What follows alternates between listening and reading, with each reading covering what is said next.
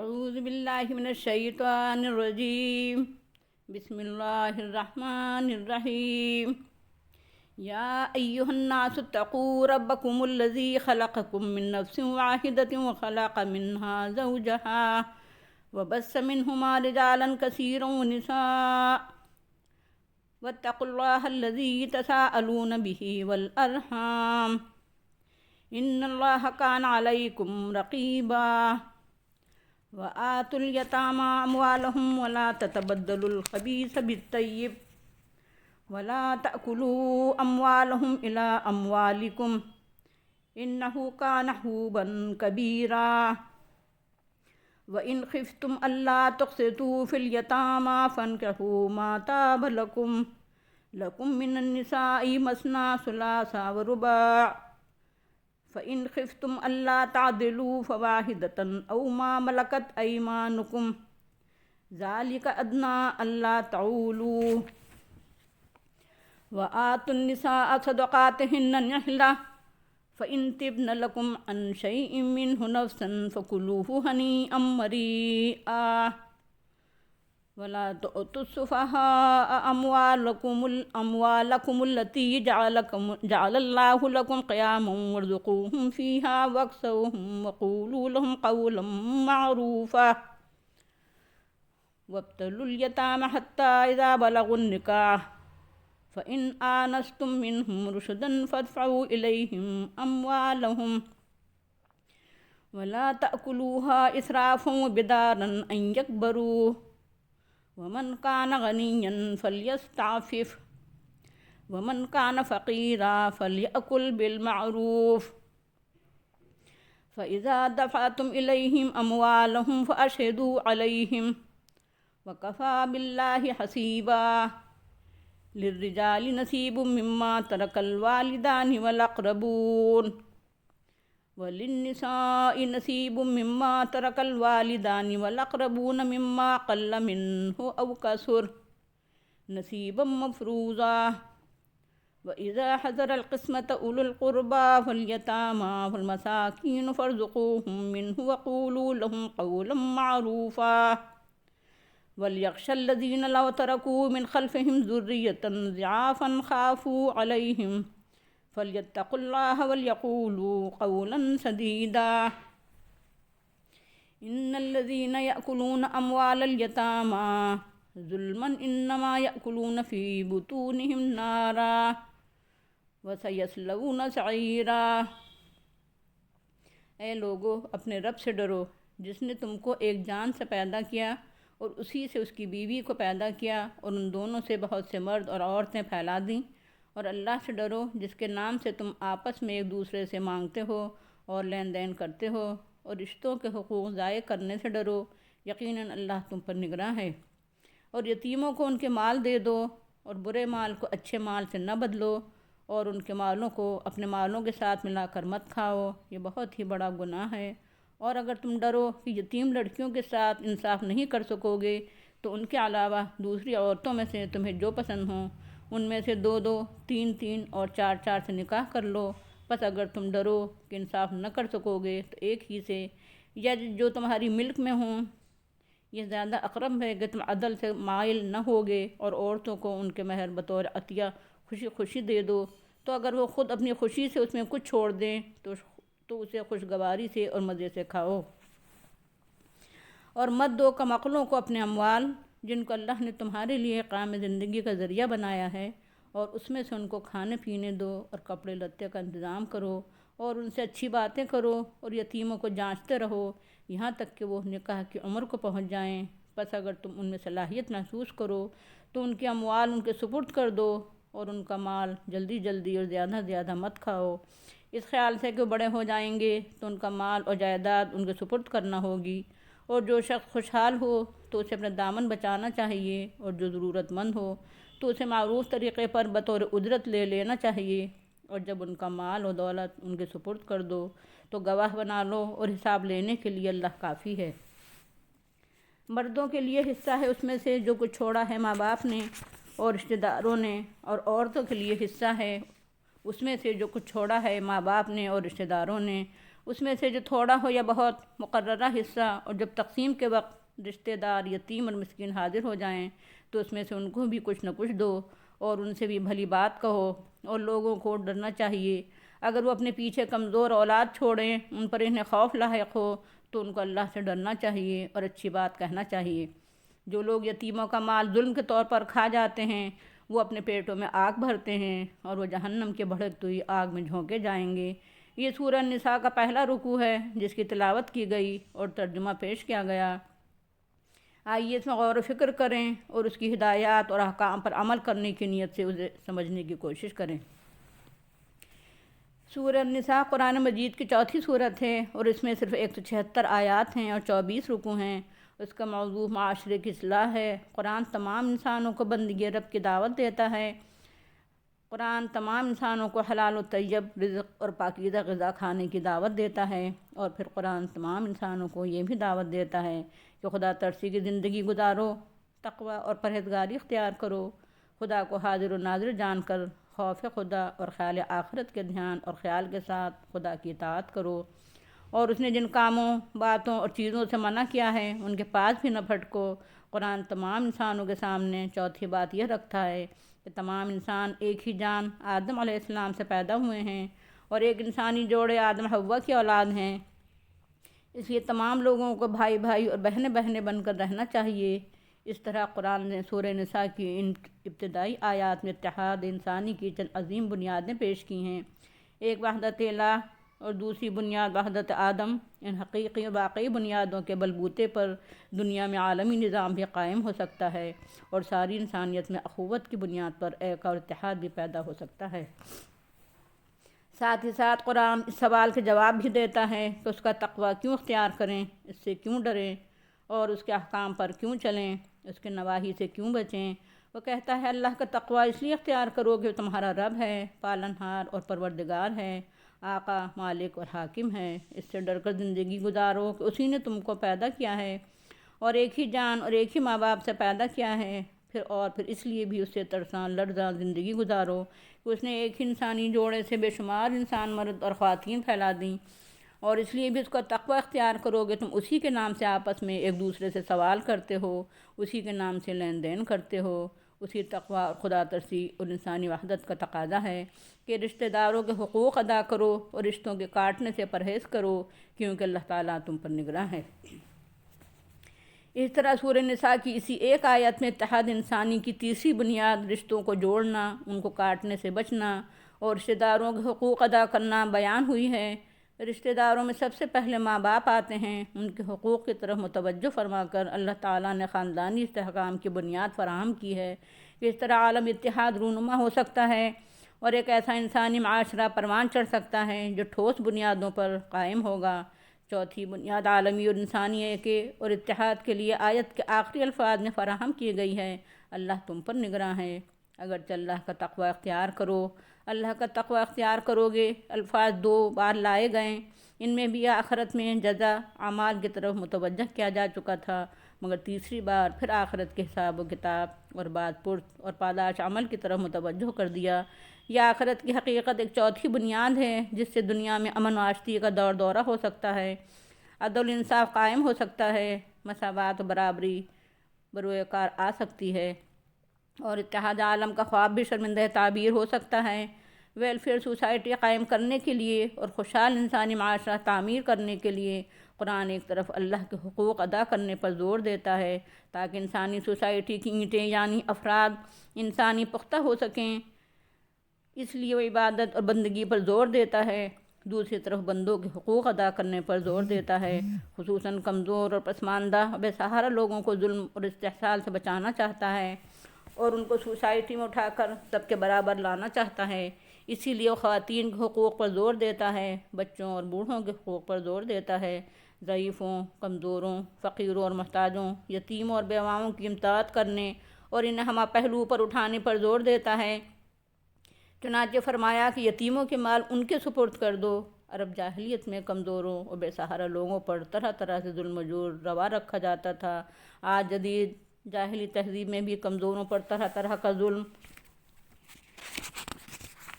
روا رکھا جاتا ہے۔ دنیا میں فلسطینی باشندے ظلم و بربریت کا شکار ہیں اور تمام بڑی طاقتوں نے مل کر ان کو ان کے وطن سے محروم کیا ہے۔ عربوں کو ترکوں سے نجات دلانے کے بہانے ان کو ٹکڑے ٹکڑے کر دیا اور اپنا دست نگر بنا لیا اور خود چودھری بن کر بیٹھ گئے۔ یہ کون لوگ ہیں؟ جدید جاہلی تہذیب کا علمبردار ہی تو ہیں، جو بھارت میں اقلیتوں کو بے دست پا بنانے میں فرقہ پرستوں کو تعاون دے رہے ہیں۔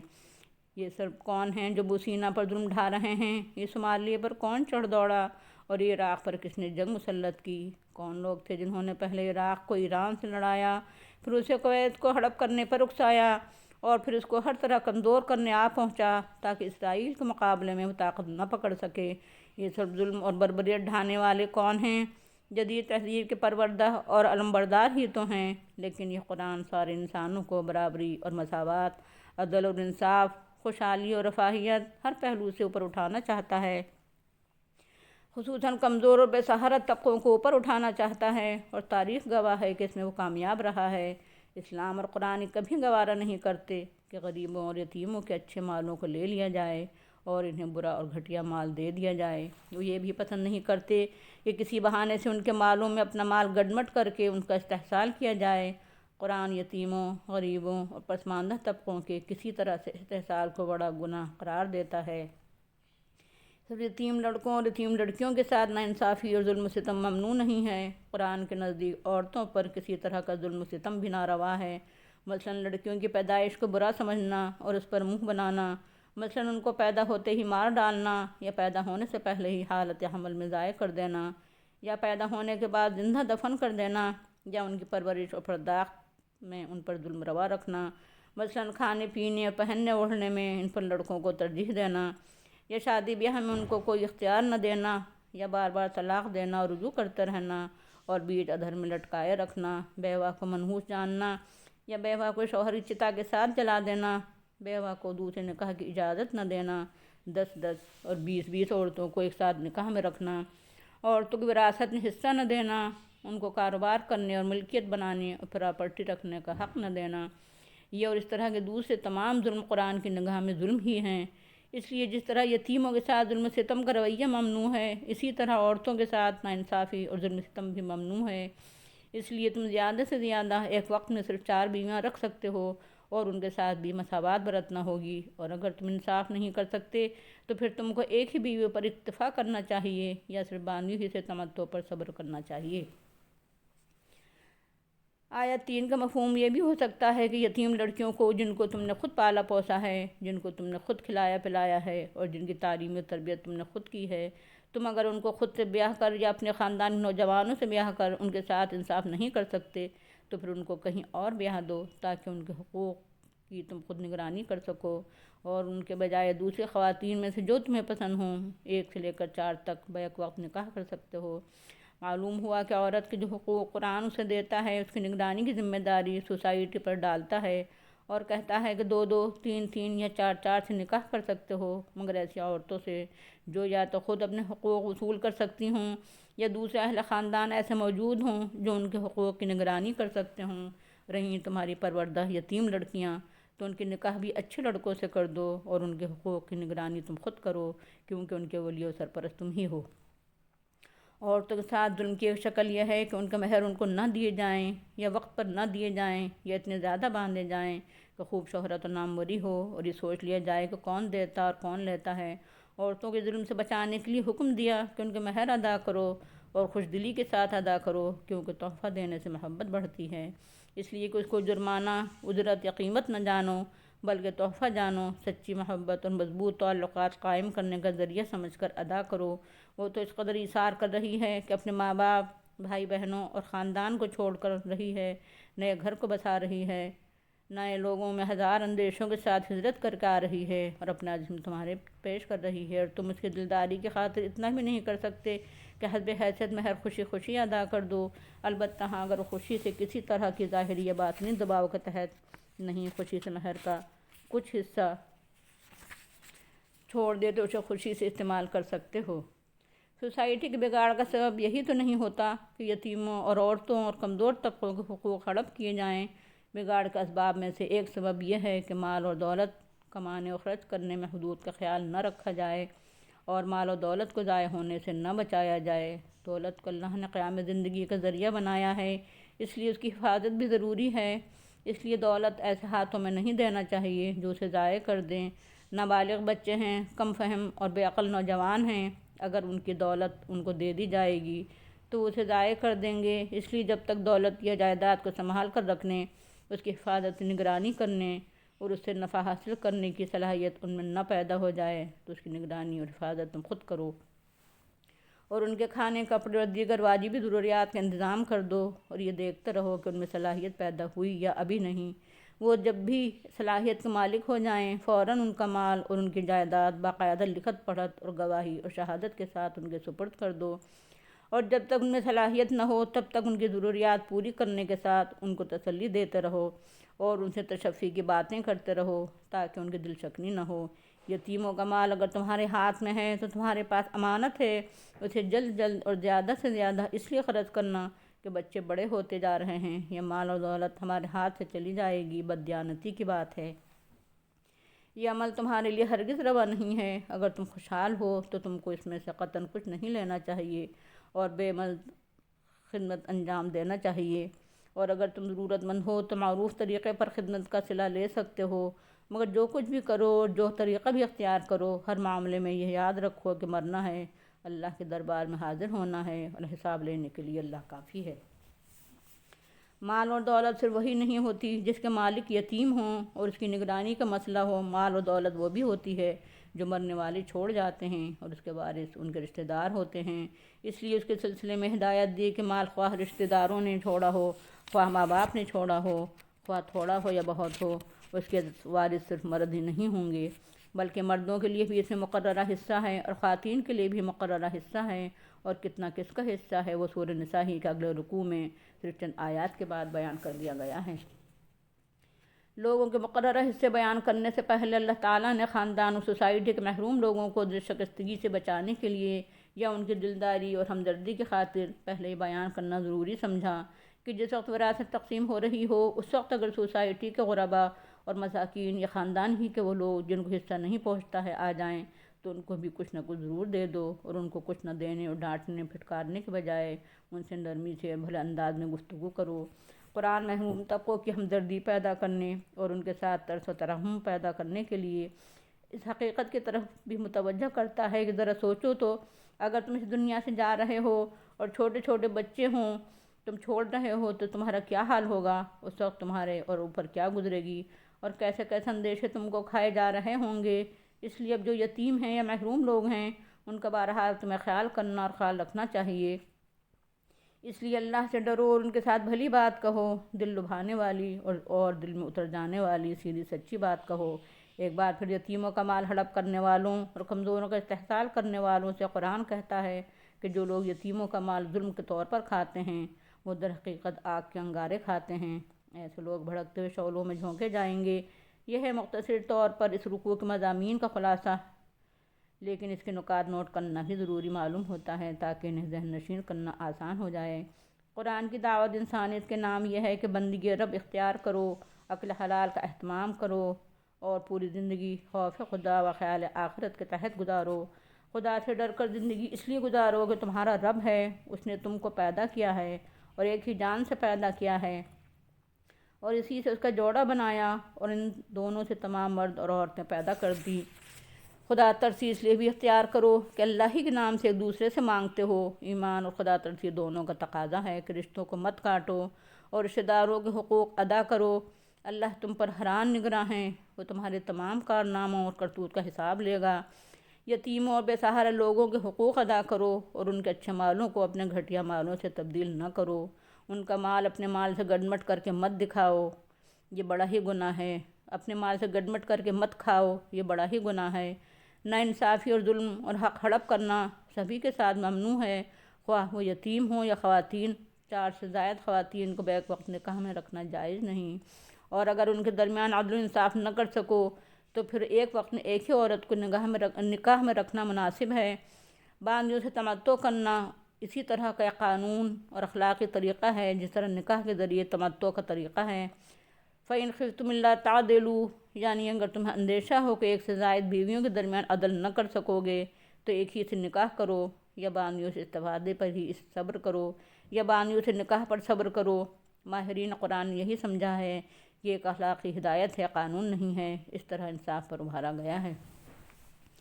عورتوں کے مہر کو کار ثواب سمجھو، جرمانہ یا تاوان مت سمجھو اور خوشی خوشی ادا کر دو۔ مہر تحفہ ہے، اجرت یا قیمت نہیں ہے، تحفے سے محبت بڑھتی ہے۔ اگر بیوی کسی ظاہری یا خفیہ دباؤ کے بغیر خوشی سے مہر کا کچھ حصہ معاف کر دے تو اس مال کا استعمال کرنا شوہر کے لیے جائز ہے۔ مال و دولت قائم زندگی کا ذریعہ ہے، اس لیے اسے ضائع ہونے سے بچاؤ اور ایسے لوگوں کے سپرد نہ کرو جو اس کو ڈھنگ سے استعمال بھی نہ کر سکیں۔ البتہ کھانے، کپڑے وغیرہ حوائج ضروریہ کے لیے ان کو دیتے رہو اور ان کو بھلے طریقے پر سمجھاتے رہو۔ یتیموں پر نگاہ رکھو، بالغ ہونے تک اگر ان میں صلاحیت محسوس کرو کہ وہ اب اپنے مال یا جائیداد کی خود حفاظت کر سکیں گے تو ان کا مال یا جائیداد ان کے سپرد کر دو۔ جن لوگوں کا مال تمہارے پاس ہو اس غرض سے کہ تم ان کی نگرانی، دیکھ بھال اور حفاظت کرو گے، اسے جلد اور زیادہ سے زیادہ اس اندیشے کے تحت صرف مت کرو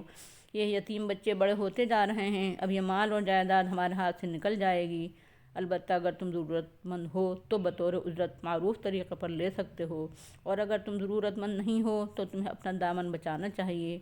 اور جب ان کی جائیداد ان کے سپرد کرو تو اس پر گواہ بنا لو تاکہ سند رہے،